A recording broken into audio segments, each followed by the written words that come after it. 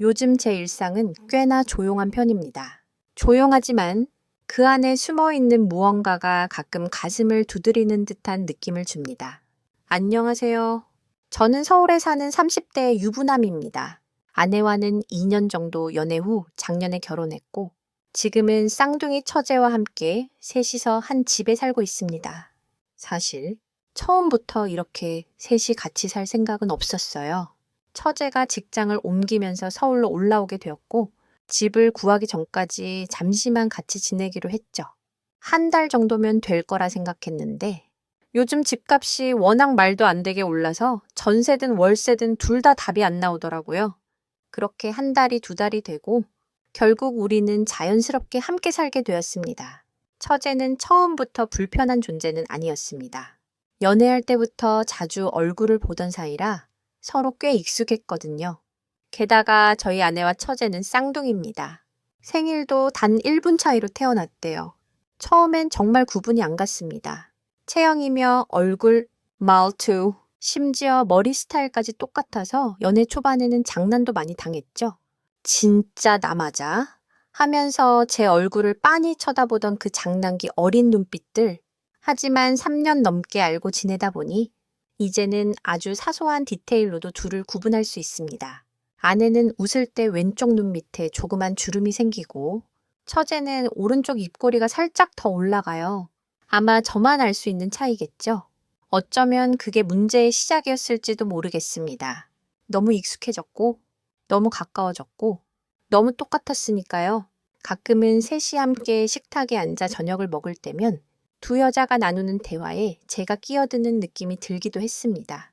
웃음소리도 비슷하고 취향도 거의 같고 저 혼자 약간 동떨어진 느낌이었달까요?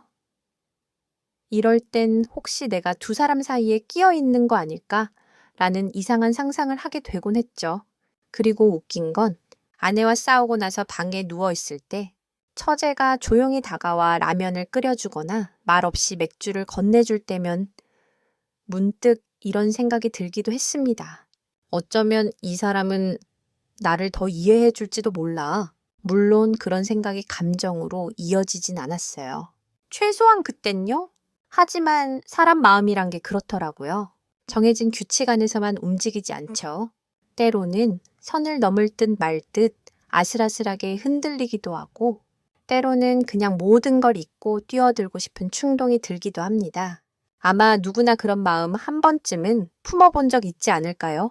내가 느끼는 이 감정이 단순한 호기심인지 아니면 어딘가 결핍된 마음의 결과인지 나조차도 알 수 없었습니다. 그렇게 세 사람의 조용한 동거는 겉으로 보기엔 아무 문제 없었고 누가 봐도 평화로워 보였겠지만 그 안에서 아주 미세하게 감정의 균열이 생기고 있었던 것 같습니다.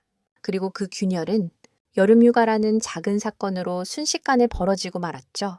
그 여름 우리는 제주도로 휴가를 떠났습니다. 해외여행은 시국상 어려웠고 다들 답답한 일상에서 벗어나고 싶어 했기 때문에 최소한 제주라도 가자고 마음을 모았죠.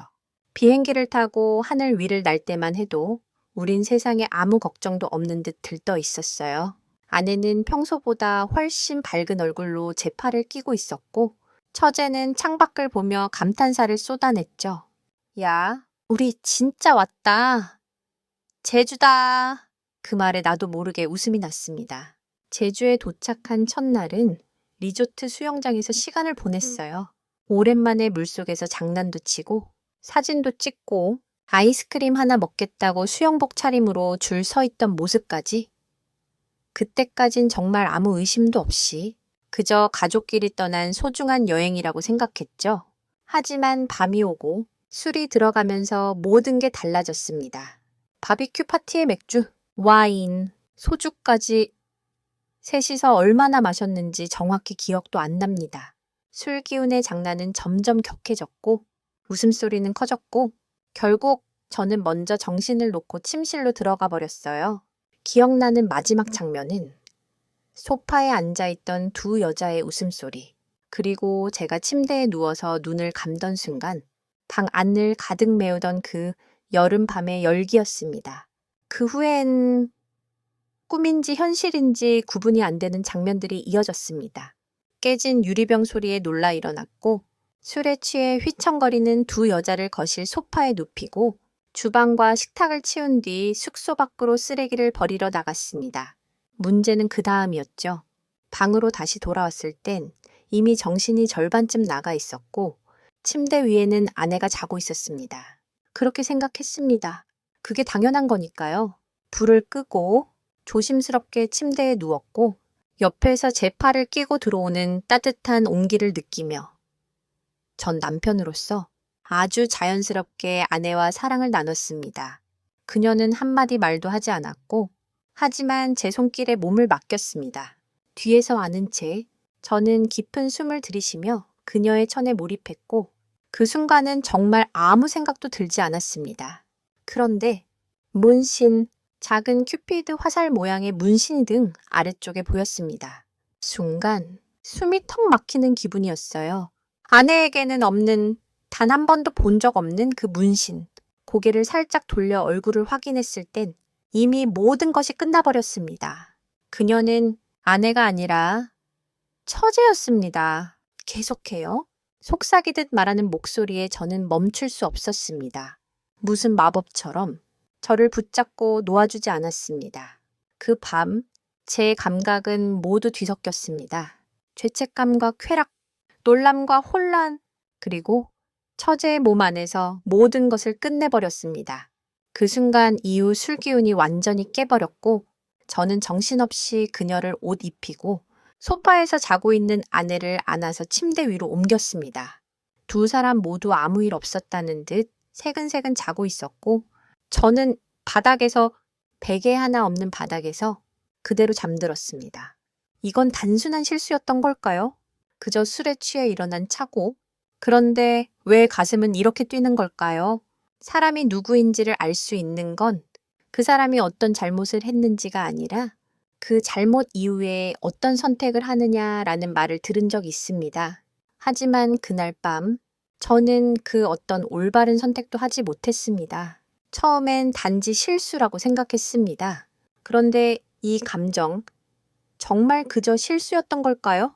다음 날 아침 눈을 뜨자마자 심장이 두근거렸습니다. 머리가 아픈 것도 아니고 몸이 피곤한 것도 아니었습니다.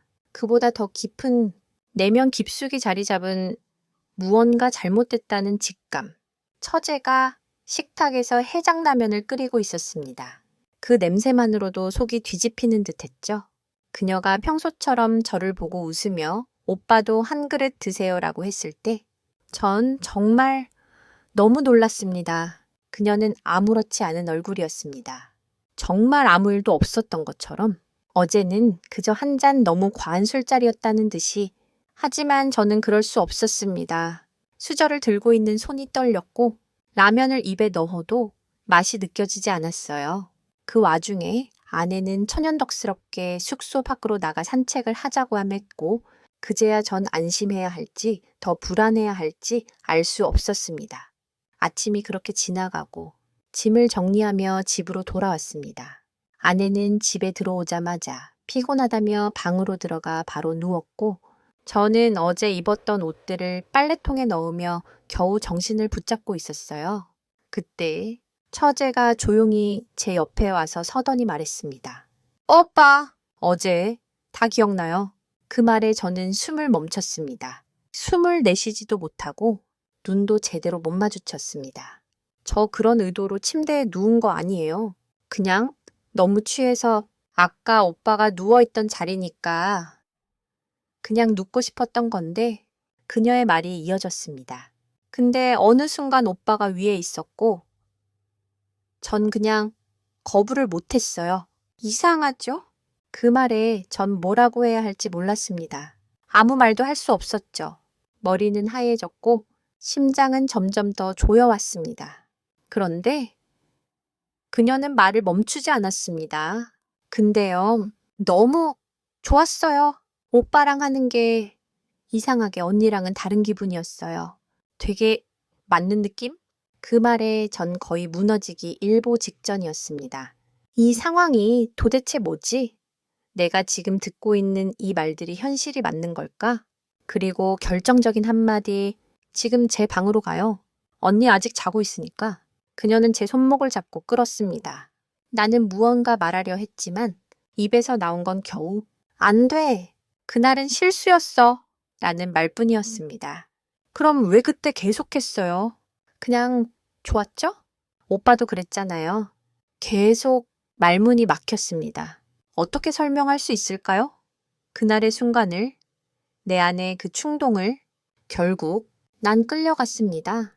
그녀의 방으로, 침대 위로, 다시 그녀의 품 안으로, 두 번째, 세 번째, 숨이 멎을 것 같은 열기 속에서 저는 또 무너졌습니다. 그때 느꼈습니다. 단순한 성적 끌림이 아니라 감정이 섞이기 시작했다는 걸 그녀의 눈빛, 목소리, 손끝의 떨림 하나하나에 저는 빠져들고 있었습니다. 그렇게 두 번째 관계 이후 방을 나서며 저는 거울을 보았습니다. 거울 속 제 모습은 남편도 오빠도 아닌 뭔가 중간에 걸쳐 있는 사람이었습니다. 그리고 문득 이런 생각이 들었습니다. 이 감정은 정말 사랑일까요? 아니면 내가 만들어낸 망상 속 위안일 뿐일까요? 이건 분명 잘못된 관계입니다. 하지만 그럼에도 불구하고 그녀의 손길이 그리워진다는 사실이 너무 무서웠습니다. 죄책감과 중독 사이에서 나는 점점 더 무너지고 있었습니다. 그날 이후로 처제는 변했습니다. 겉으로 보기에는 여전히 아내의 귀여운 동생이고 식사 준비도 같이 하고 리모컨 가지고 장난도 치고 하지만 저를 향한 그녀의 시선은 분명 달랐습니다. 눈빛은 더 깊어졌고 말투는 조금 더 느릿하고 부드러워졌습니다. 게다가 기회만 생기면 가까이 붙고 아내가 없는 순간이면 어김없이 신호를 보내왔습니다. 문자, 카톡, 눈짓, 손끝에 살짝 닿는 스침까지 특히 아내가 지방 출장이라도 가는 날이면 처제는 아예 공공연하게 말했습니다. 오늘 언니 없잖아요. 오빠 빨리 들어오세요. 저 기다릴게요. 그 문자에 가슴이 뛰는 나 자신이 정말 두려웠습니다. 퇴근길에 괜히 편의점 앞에서 망설이기도 하고 지하철 몇 정거장을 일부러 넘기기도 했습니다. 하지만 결국 난 집으로 돌아가고 말았습니다. 그녀가 있는 그 공간으로 집 안에 들어서자마자 냄새부터 다릅니다. 샤워 후의 샴푸 냄새, 무언가 기대에 찬 긴장감 섞인 공기, 그리고 처제가 내 옆으로 조용히 다가오며 말하는 그 한마디, 씻었어요. 오빠도 얼른. 그녀는 말보다 눈으로 저를 흔듭니다. 아내의 침대와는 전혀 다른 분위기의 처제방. 정우 하나가 어둡게 깜빡이는 그곳에서 우리는 또 사랑을 나눕니다. 그 감촉은 솔직히 말해 너무 달콤했습니다. 처제의 손길은 더 능숙하고 더 대담했습니다. 똑같은 유전자, 똑같은 얼굴인데도 왜 이렇게 다를까요? 이게 더 잘 맞는다는 걸까요? 아내와도 나쁘지 않은데 왜 이렇게 차이가 날까요? 몸이 아니라 감정이 끌려가는 듯한 이 기분은 도대체 뭐죠? 그러다 하루는 처제가 말했습니다. 오빠, 이거 계속 숨기고 살 수 있을까?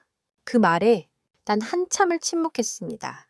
그럼 우리 멈춰야 하지 않을까? 그녀는 조용히 웃었습니다. 그럴 수 있으면 벌써 그랬겠죠. 오빠가 더 못 멈추잖아요. 그 말이 심장을 찔렀습니다. 나는 나를 멈추지 못했습니다. 그녀가 내 방에 와서 속삭이든 내가 그녀의 방에 몰래 들어가든 항상 마지막엔 내 손이 먼저 옷을 벗기고 있었습니다. 그렇게 몇 주가 흘렀습니다. 그러다 어느 날 점심시간에 회사 앞으로 처제가 찾아왔습니다. 그녀는 햄버거를 한 손에 들고 다른 한 손으로 제 손목을 잡고 말했습니다. 밥 먹을 시간 없어요. 지금 당장 가까운 모텔 가요. 못 참겠어요. 그녀의 눈빛은 망설임이 없었습니다.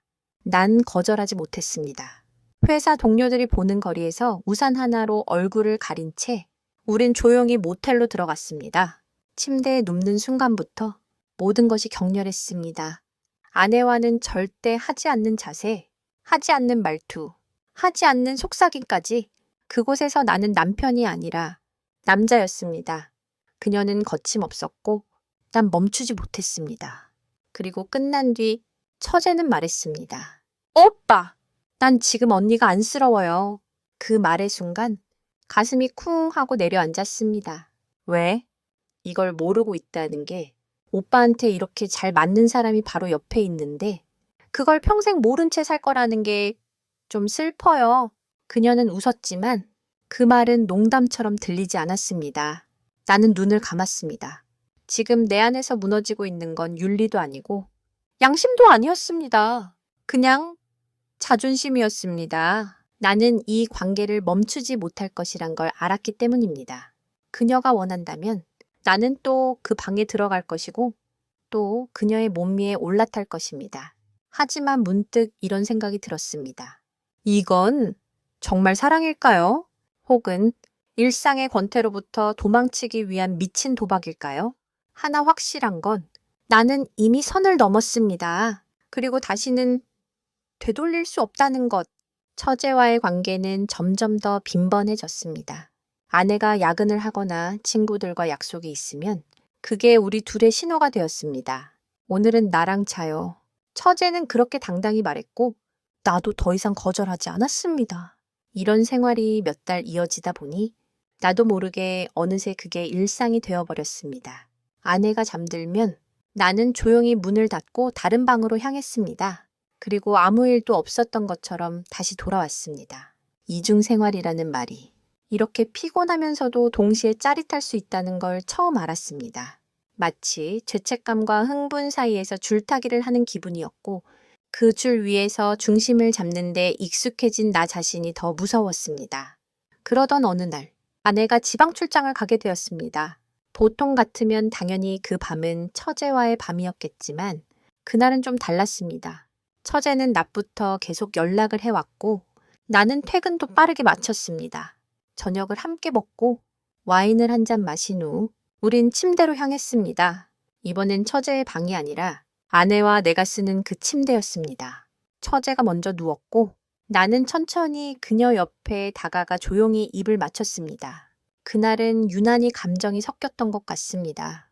육체적인 흥분을 넘어서 무언가 묘한 아픔과 집착 같은 감정이 얽혀 있었습니다. 그리고 모든 걸 끝낸 뒤 침대에 누워있는 그녀가 말했습니다. 오빠, 나 임신하면 어떡할 거예요? 순간 심장이 멎는 듯 했습니다. 나는 말을 잇지 못하고 천장을 바라보았습니다. 그럴 일 없겠지. 나는 겨우 그 말만 내뱉었습니다. 하지만 처제는 고개를 돌려 나를 보며 말했습니다. 내가 일부러 그런다면요? 그녀의 눈엔 장난이 아니었습니다. 그 눈빛엔 집착, 불안, 그리고 사랑이 섞여 있었습니다. 그날 밤 나는 거의 한숨도 자지 못했습니다. 처제가 정말로 아이를 가지게 된다면 나는 어떻게 해야 할까요? 이 모든 걸 고백하고 아내와 이혼하고 처제와 살게 되는 건가요? 아니면 끝까지 숨기고 애초에 아무 일도 없었던 것처럼 살아가야 할까요? 아내의 얼굴이 떠오릅니다. 나를 믿고 내 곁에서 자는 그 얼굴, 그 웃음, 그 눈빛, 그 따뜻한 손길, 그게 다 가짜가 되어버릴지도 모른다는 생각에 숨이 막힙니다. 처제는 점점 더 감정을 드러냅니다. 오빠, 우리 그냥 둘이 살아요. 언니는 언젠가 알게 될 거예요. 그때 상처받기 전에 우리가 먼저 말해요. 내가 더 잘할 수 있어요. 오빠가 어떤 남자인지 누구보다 내가 잘 알아요. 그녀의 말이 현실처럼 느껴지기 시작했습니다. 처제가 정말 아이를 가지게 되면 그게 내 아이라면 나는 그때 어떤 선택을 할 수 있을까요? 진심으로 말하자면 요즘은 점점 더 처제가 내 인생의 중심이 되는 느낌입니다. 그녀의 기분, 그녀의 문자, 그녀의 표정 하나에 내 하루가 흔들립니다. 이건 사랑일까요? 혹은 파멸을 향한 빠른 열차일 뿐일까요? 사랑이란 이름으로 모든 게 용서되는 건 아니겠죠. 하지만 난 이미 너무 깊이 빠져버렸습니다. 이제 와서 돌아가도 그 길은 원래 내가 있던 자리가 아닐 겁니다.